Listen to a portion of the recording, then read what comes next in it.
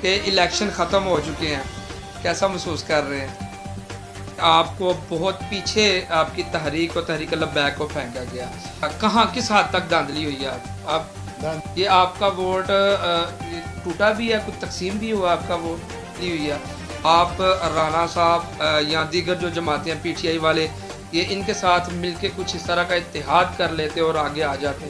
کہ تحریک لبیک کے ساتھ جتنا مجمع ہے اس وقت، کارکنان جتنے ہیں، لوگ جتنے جوگ در جو، مجھے یہ بتائیں کہ اگر یہ آپ کی دلیل ہے تو پھر الیکشن میں جو آپ کی دلیل تو پیچھے رہ گئی ہے۔ سیاست کے اندر مخالفین یہ کہتا ہے کہ یہ مذہبی کارڈ کھیلتے ہیں،